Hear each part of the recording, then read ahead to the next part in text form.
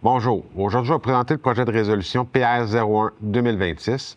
C'est une résolution qui est adoptée dans le cadre des pouvoirs octroyés par la loi sur l'aménagement et l'urbanisme en fonction des articles 145.45 à .49 ou les super-pouvoirs en matière d'habitation, comme on appelle communément. La propriété qui est visée, c'est la Terre Lamoureux, c'est le 80 rue des Peupliers. Comme on voit à l'écran, là, c'est proche de la rue des Oliviers, des Peupliers. Première chose qu'on va faire avec le projet de résolution, c'est qu'on va venir scinder le terrain visé en 5 sous-zones ou 5 secteurs, comme on voit à l'écran, qui sont numérotés.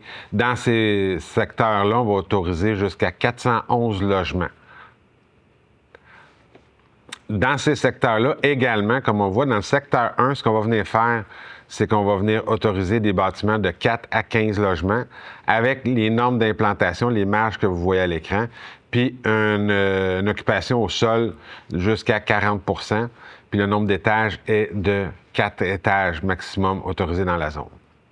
Pour les secteurs 2 et 3 que vous voyez, on va venir permettre de 4 à 24 logements avec les normes d'implantation que vous voyez, puis un nombre d'étages qui peut aller jusqu'à 4 étages. Pour les secteurs 4 et 5, on va venir autoriser jusqu'à 6 logements dans les bâtiments et une hauteur de bâtiment qui va être limitée à 2 étages et non 4 étages comme les autres sous-secteurs. Également, pour les secteurs, dans le fond, le secteur 1, on va venir autoriser un bâtiment principal de 15 logements. Dans le secteur 2, ça va être 5 bâtiments pour un total de 96 logements. Secteur 3, 12 bâtiments pour un total de 186 logements. Secteur 4, on va venir autoriser jusqu'à 16 bâtiments pour un total de 96 logements. Et secteur 5, 3 bâtiments pour 18 logements, ce qui fait un total de 411 logements pour le projet de développement qui va être autorisé. Ce qu'on va venir autoriser également, c'est que les bâtiments principaux puissent être à une distance de 125 mètres de la rue par rapport au secteur 2 et 95 mètres de la rue pour le secteur 4. La norme actuelle dans les projets d'ensemble, c'est un maximum de 90 mètres, donc on va venir permettre qu'ils soient implantés un petit peu plus loin. L'occupation au sol total maximum des bâtiments, dans le fond, va être limitée à 15 % pour les secteurs 1, 4 et 5 et à 30 % du terrain pour les secteurs 2 et 3. Donc, dans tous les secteurs, on va demander quand même un bon pourcentage d'espace vert sur les terrains. Les bâtiments vont être limités à entre 15 et 30 % des terrains. Dans le cadre du projet aussi, il y a des contraintes particulières qui vont être exigées pour le projet. Pour le secteur 1, dans le fond, ce qui est au nord, là, ce qui est proche de la piste cyclable, la route des Champs, ce qu'on va venir exiger, c'est qu'il y ait un 3 mètres qui soit laissé libre entre l'emprise de la piste cyclable et le début des constructions sur le terrain ou l'aménagement de stationnement sur ces terrains-là. Pour les secteurs 4 et 5, dans le fond, c'est les secteurs qui sont proches, dans le fond, à l'arrière des résidences qui ont frontage sur la rue des Oliviers ou des Peupliers.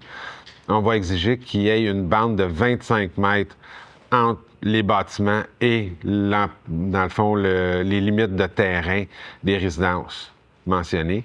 Puis on va exiger qu'il y ait une bande boisée de 10 mètres, comme on voit à l'écran, c'est la bande verte. C'est une bande boisée de 10 mètres qui est exigée tout le tour. Pour les secteurs, justement, cette bande boisée-là doit être conservée ou aménagée pour les secteurs 4 et 5. Là. La bande de boisée de 10 mètres doit être conservée ou aménagée s'il n'y en a pas. Puis l'aménagement doit se faire en fonction de ce qui va être prévu à l'annexe B du règlement. Donc, elle doit comprendre les 3 strates de végétation, soit les arbustes, les herbacées et les arbres. Puis cette bande boisée-là doit être complétée avant la construction d'un bâtiment et non suite à la construction d'un bâtiment. Par contre, si la construction se fait pendant les périodes, hors de période de plantation appropriée, dans la prochaine période de plantation, ça devra être fait. Puis, dans le fond, dans ces bandes boisées-là, comme dans les conditions particulières, toujours, dans les bandes boisées, ça doit être 60 % de feuillus, 30 % de conifères. C'est expliqué à l'annexe B, dans le fond, ce qui est exigé dans ces bandes boisées-là. Puis les bandes boisées, dans le fond, ce qu'on dit, c'est qu'ils doivent être maintenus tout le long du temps qu'il va y avoir les bâtiments résidentiels. S'il y a des arbres qui sont morts, malades ou qui ont été abattus, doivent être remplacés par des végétaux similaires. Donc, on doit respecter en tout temps la composition de la bande boisée, là, telle qui est prévue à l'annexe B de la résolution. Comme on voit à l'écran, là, c'est l'annexe B. Ce qu'on a, c'est que pour une distance de largeur de 10 mètres sur une distance de 40 mètres, on va avoir la composition que doit avoir cette bande boisée-là. Dans le fond, c'est ce qui va être exigé aux promoteurs avant la construction des résidences dans ce secteur-là. Comme mentionné dans l'avis public, le premier projet de résolution a été adopté par le Conseil le 24 août dernier. Le projet va faire l'objet d'une assemblée publique qui va être tenue à l'Hôtel de Ville le 23 septembre 2026 à 18h30. Au cours de l'assemblée publique, on va expliquer le projet de résolution et on va expliquer aussi les conséquences de son adoption, puis on va entendre les personnes qui désirent s'exprimer sur le sujet. Il est à noter que le projet de résolution n'est pas soumis à l'approbation des personnes habiles à voter. S'il y a lieu, les commentaires recueillis vont être transmis au conseil municipal à l'occasion de l'adoption de la résolution lors de la séance du 19 octobre 2026.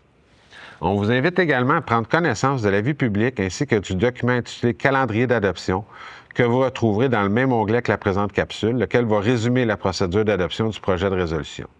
Finalement, pour obtenir plus d'informations quant à vos droits relatifs au projet de résolution, vous pouvez communiquer avec les services juridiques au 450-776-8277. Merci, bonne journée.